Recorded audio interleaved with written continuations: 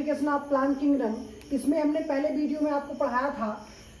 चूंकि आप जानते हो कि प्लांट्स को 2 टाइप्स में बांटा गया था, डिवाइड किया गया था। एक को क्रिप्टोगैम्स, एक को कहा गया था क्रिप्टोगैम्स, और दूसरे को कहा गया था फिनरोगैम्स, या इसे कहते हो आप पुष्पी पादप, और इसे आप कहते हो अपुष्पी पादप। अब अपुष्पी पादप को हमने फिर फर्दर क्लासिफिकेशन किया था, 3 क्लासों में बांटा था। पहला थैलोफाइटा, दूसरा हमारा ब्रायोफाइटा, और तीसरा हमारा टेरिडोफाइटा। तो हमने पहले वाली वीडियो पढ़ा थैलोफाइटा के बारे में। अब हमें पढ़ना है ब्रायोफाइट्स के बारे में। तो देख लीजिए ब्रायोफाइट्स किसे कहते हैं। आइए देखते हैं ब्रायोफाइट्स। तो ब्रायोफाइट्स या ब्रॉन, 2 शब्दों से मिलकर बना है। ब्रॉन और फाइटान या फाइटा मीन्स होता है टू बियर करना, और ब्रॉन मीन्स होता है मॉसेस। यानी वे प्लांट्स जो मॉस लाइक स्ट्रक्चर को धारण करते हैं, अचीव करते हैं, ऐसे प्लांट्स को हम क्या कहेंगे, ब्रायोफाइट्स कहेंगे। अगर आप मुझसे पूछें कि भारतीय ब्रायोलॉजी का पिता कौन है, तो प्रोफेसर एस.आर.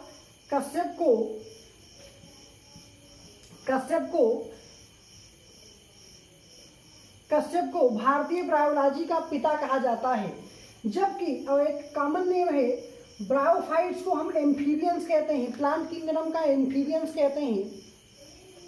अब बात आती है इसकी फीचर्स की। तो इसका जो फीचर्स आप बताएंगे वो आप ऐसे बताएंगे कि ब्रायोफाइटा जो होता है, इनका शरीर सुकाइए या पैरेडिल होता है। इनमें तना तथा पत्तियां जैसी रचनाएं पाई जा सकती हैं, किंतु संवहन तक नहीं पाया जाता। नंबर 3, इनमें वास्तविक जड़ें अनुपस्थित होती हैं। जड़ों के समान कुछ रचनाएं पाई जाती हैं जिन्हें हम मूलाभास कहते हैं। जो मेन रूट्स होते हैं वो तो एब्सेंट होते हैं, बट रूट्स लाइक एक स्ट्रक्चर होती है जिसे हम मूलाभास कहते हैं, या राइजोइड्स अंग्रेजी में कहते हैं इसे, राइजोइड्स। अब ये चूंकि काम करते हैं रूट्स की तरह, इसीलिए हम इनको मूलाभास या राइजोइड्स कहते हैं। नेक्स्ट आप चौथा नंबर बताएंगे। इनमें जनन जो होता है वो अलैंगिक तथा लैंगिक दोनों प्रकार का होता है। लैंगिक जनन में भ्रूण का निर्माण होता है। ये नंबर 5वां आप बताएंगे कि मुख्य पौधा युग्मोद्भिद होता है, यानी गैमेटोफाइट्स होता है। बीजाणु उद्भिद कभी पूर्ण स्वतंत्र पौधा नहीं होता। इनको 2 समूहों में बांटा गया है। तो हमने आपको बताया इसके फीचर्स। अब इनको 2 भागों में बांटा गया है। पहला इसका जो भाग होता है, जो पहला भाग है इसका, उसे हम कहते हैं लीवर वर्टस। जो पहला है उसे क्या कहेंगे, लीवर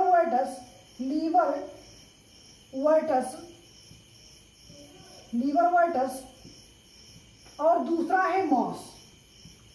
इन 2 भागों में हम बांटते हैं। किसको बांटते हैं, तो ब्रायोफाइट्स को। अब पहली बात देखते हैं कि लीवर वर्टस किसे कहते हैं। तो लीवर वर्टस उसे कहते हैं, ये जो सुकाइए होते हैं अर्थात थैलस ऑर्गेनाइजेशन होते हैं, मॉस लाइक स्ट्रक्चर। इनमें पादप शरीर जड़ तना व पत्तियों में निर्मित नहीं होता। यानी जो लीवर वर्टस हैं वो not divided by roots, stems and leaves होते हैं। नेक्स्ट की बात करें नंबर 2 की, तो इन पर धागों के आकार के मूलाभास पाए जाते हैं। मतलब इनमें राइजोइड्स पाए जाते हैं या मूलाभास पाए जाते हैं। ये जड़ तना पत्तियों में विभेदित नहीं होते हैं। इसका एग्जाम्पल आप लिखोगे तो लिखोगे रिक्सिया। नंबर 2 मार्केंसिया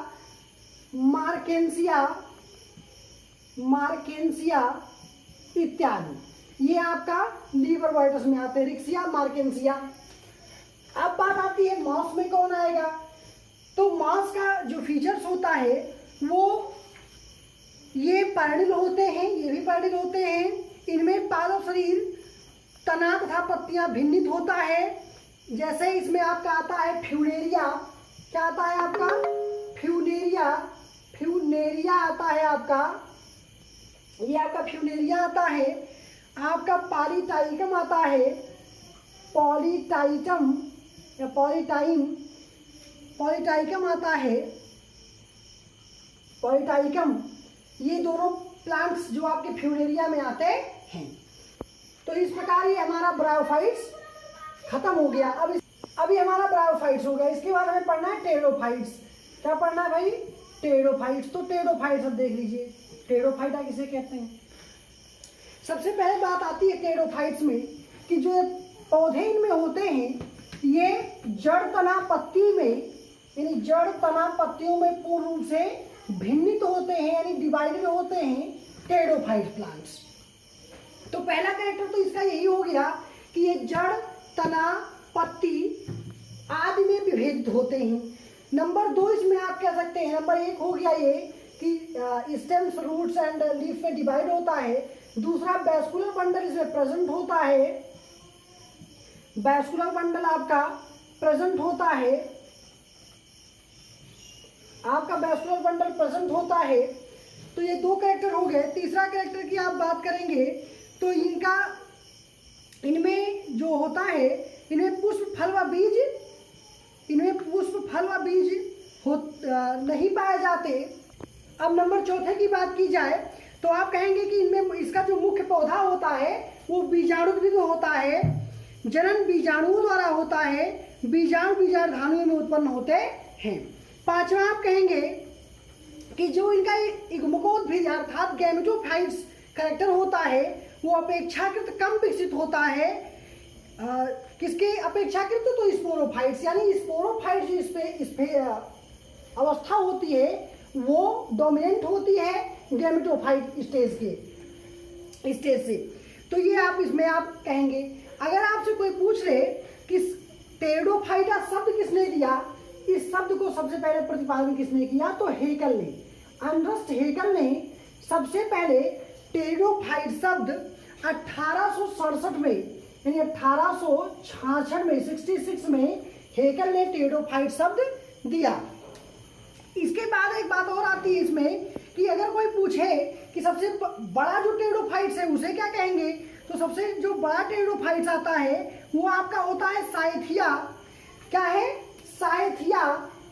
साइथिया ये आपका सबसे बड़ा टेरोडोफाइट्स प्लांट होता है। जबकि अगर सबसे छोटे की बात करें तो सबसे छोटा जो प्लांट होता है आपका टेरोडोफाइट का वो एजोला होता है, एजोला होता है। तो इतना हमने आपको बता दिया। हमने बताया आपको कि टेरोडोफाइट शब्द हेकल ने 1866 में दिया। इसमें वैस्कुलर बंडल प्रेजेंट होता है, ये रूट स्टेम्स एंड लीव्स में डिवाइडेड होते हैं। सबसे बड़ा आपको टेरोडोफाइट्स बताया साइथिया, सबसे छोटा टेरोडोफाइट्स आपको बताया एजोला। इसके बाद अगर बात की जाए तो टेरोडोफाइट्स को हम फाइट्स में रखेंगे किसके किसको, तो इसमें एग्जांपल आपका आता है लाइकोपोडियम,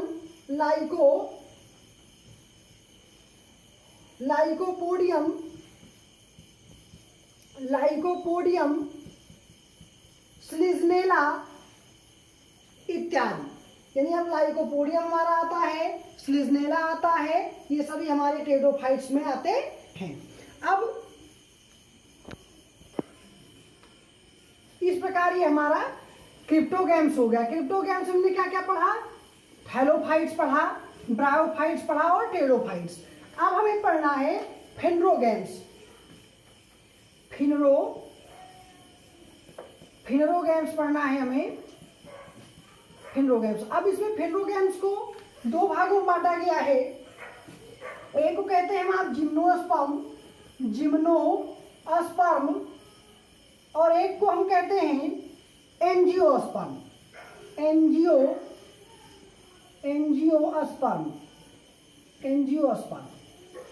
इसको हम कहते हैं पुष्पी पादप। अब नाम से यह स्पष्ट है कि जो इनमें क्लासिफिकेशन किया गया ये सब के सब पुष्पी पादप हैं। तो ये जिम्नोस्पर्म 2 शब्दों से मिलकर बना है, जिम्नो और स्पर्म। स्पर्म मीन्स होता है सीड, स्पर्म मीन्स क्या होता है भाई, सीड यानी बीज, और जिम्नो मीन्स होता है नेक्ड, नेक्ड यानी खुला हुआ या आवरण विहीन, इसे आप कह सकते हैं खुला हुआ, खुला हुआ या आवरण विहीन, या आवरण विहीन, ये हमारा होता है। अब परिभाषा कैसे देंगे कि वे पौधे जिनमें सीड तो बनती है लेकिन उसके ऊपर कोई आवरण नहीं पाया जाता, तो ऐसे पौधों को हम क्या कहते हैं, जिम्नोस्पर्म पौधा कहते हैं। दूसरा अगर कैरेक्टर कहा जाए तो इसमें वेल डेवलप्ड वैस्कुलर बंडल होता है, वेल डेवलप्ड इनमें रूट स्टेम्स एंड लीव्स होता है। इसके बाद और बात किया जाए तो ये फल बनता है, सीड बनती है लेकिन सीड के ऊपर कोई कवरिंग नहीं होता है। ये एनुअली हो सकते हैं, बाई एनुअली हो सकते हैं, या पॉली एनुअलिक हो सकते हैं। कहने का मतलब है ये एक वर्षीय, द्विवर्षीय अथवा बहुवर्षीय हो सकते हैं। हम कहें तो इनको हम दो भागों में बांट सकते हैं या दो वर्गों में बांट सकते हैं। सबसे पहले जिम्नोस्पर्म को हम अगर पहला कहा जाए तो साइकेडस किस में बांट सकते हैं, साइकेडस, साइकेडस। और नंबर 2 जो हमारा है वो हमारा है शंकुवृक्ष, शंकुवृक्ष या कोनीफेरस, कोनीफेरस। ये हम दो भागों में से बांट के पढ़ सकते हैं, साइकेडस और शंकु या कोनीफेरस। तो अब देख लेते हैं शंकु या साइकेडस क्या है। तो सबसे पहले हम देखेंगे साइकेडस, साइकेडस, साइकेडस। अब साइकेडस की बात की जाए तो इसका पहला फीचर जो होता है ये होता है कि ये शाखा विहीन ताड़ की तरह बहुवर्षीय व काष्ठीय होते हैं। नंबर 2, इन पर संयुक्त पत्तियां पाई जाती हैं। नंबर 3 की बात करें तो पुष्प शंकुओं के रूप में व्यवस्थित होते हैं। इसका जो एग्जाम्पल होता है आपका वो आपका साइकस होता है, साइकस। अब नेक्स्ट की बात करें नंबर 2 की तो शंकु या कोनीफेरस कहते हैं इसको, कोनीफेरस।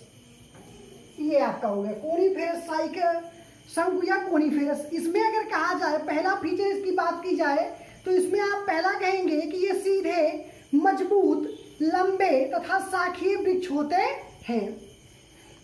पत्तियां छोटी तथा सरल होती हैं।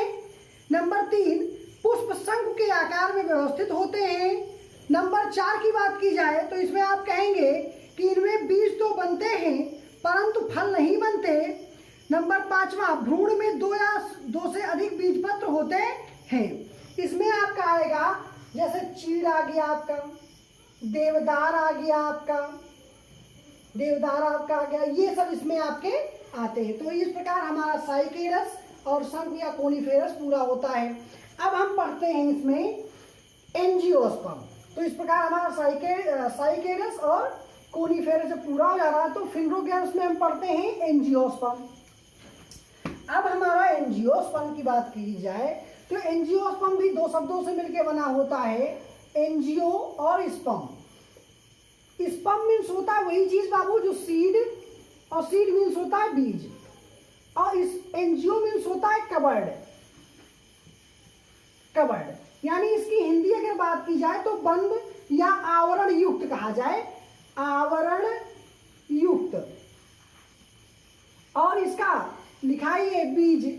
तो अगर बात की जाए परिभाषा की तो आप कि वे पौधे जिनमें सीड का फॉर्मेशन होता है तथा उस पे आवरण युक्त, आप डायरेक्टली कहें कि आवरण युक्त सीड का फॉर्मेशन होता है, तो ऐसे पौधों को हम क्या कहते हैं, एंजियोस्पर्मिक प्लांट्स।